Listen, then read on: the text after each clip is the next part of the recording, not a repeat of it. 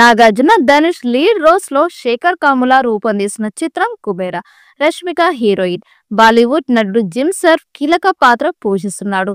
సునీల్ నారంగ్, పుస్కు రామ్ మోహన్ రావు కలిసి నిర్మిస్తున్నారు. June 20న cinema release కానుంది.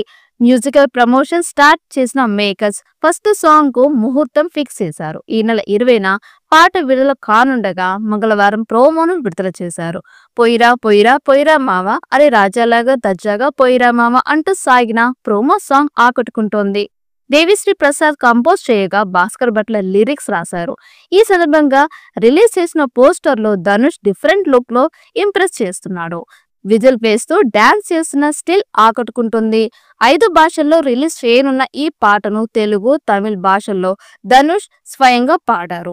ఇప్పటికే ఈ సినిమాలోని 4 ప్రధాన పాత్రలను పరిచయం చేయడంతో పాటు విడుదల చేసిన ఫస్ట్ గ్లిమ్స్ సినిమాపై అంచనాలను పెంచింది. అనౌన్స్మెంట్ నుంచే భారీ హైప్ సొంతం చేసుకున్న ఈ మూవీ కోసం తమిళ, తెలుగు ఆడియన్స్ ఆసక్తిగా ఎదురు చూస్తున్నారు. ఈ క్రమంలో ఫ్యాన్స్ కు సర్ప్రైజ్ గా music master Devi Sri Prasad musical treat ఇవ్వనున్నారు. తాజాగా మొదటి సింగిల్ రిలీజ్ అప్డేట్ తో మేకర్స్ సందడి చేశారు. ఏప్రిల్ 20న ఫుల్ సాంగ్ విడుదల కానుంది. ఈ సందర్భంగా ధనుష్ స్టైలిష్ లుక్ తో కూడిన సెలబ్రేటరీ పోస్టర్ రిలీజ్ చేసి అభిమానుల్లో జోష్ నింపారు. Shekhar Kammula stylish taking, Dhanush dynamic నటన, దేవిశ్రీ సంగీతం కలయిక అదిరిపోయిందని అంచనాలు ఆకాశాన్ని తాకుతున్నాయి. అంతేకాకుండా ధనుష్ పోస్టర్ ను కూడా షేర్ చేశారు. ఇందులో ఆయన ఏదో జాతరలో ఉండగా చేతి వేళ్లు నోట్లో పెట్టుకొని మా స్టెప్ వేస్తున్నట్లుగా కనిపించారు.